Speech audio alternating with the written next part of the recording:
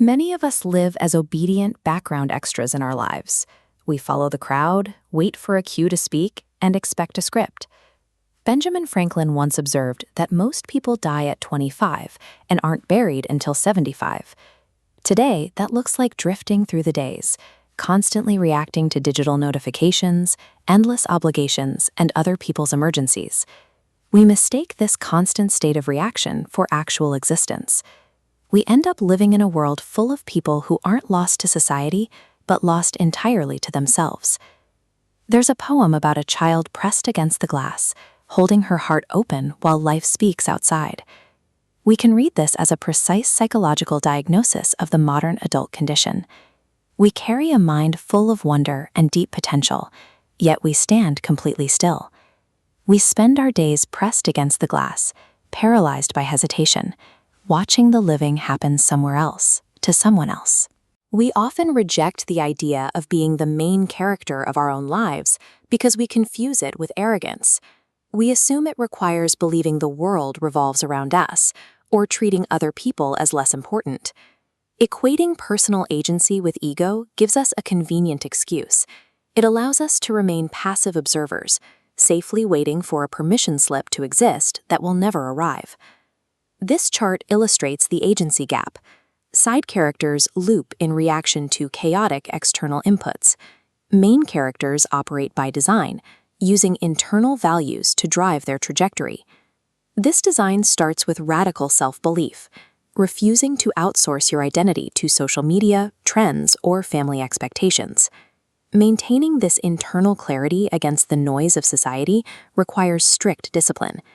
As Ralph Waldo Emerson noted, to be yourself in a world that is constantly trying to make you something else is the greatest accomplishment. That accomplishment requires a driving purpose.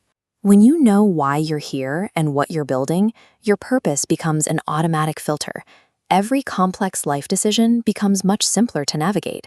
Friedrich Nietzsche observed that he who has a why to live can bear almost any how. Committing to the search for meaning gives you the capacity to endure the inevitable hardships that come with taking bold risks. Deep self-knowledge and a clear purpose form an internal compass.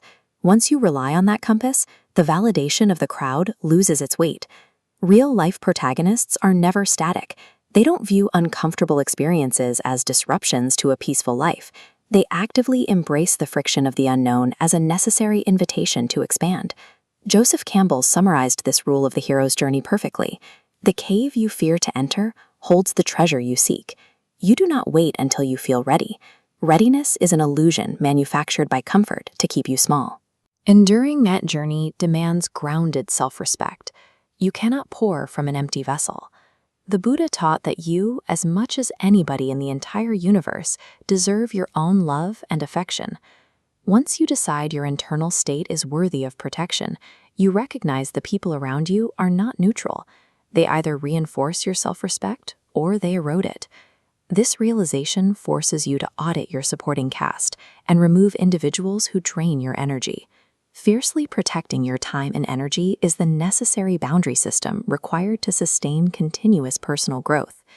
It allows you to bring fullness rather than neediness to the people you choose to keep close. Every compelling narrative arc features an event that should theoretically break the protagonist.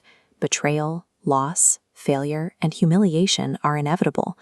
What separates a side character from a main character in these moments is grit. The mountaineer Edmund Hillary recognized this harsh reality on Everest, noting that it is not the mountain we conquer, but ourselves. You master yourself by rewriting the backstory. You take the pain and shift the psychological framing from believing an event happened to me to deciding that it happened for me. As Albert Einstein noted, right in the middle of difficulty lies opportunity.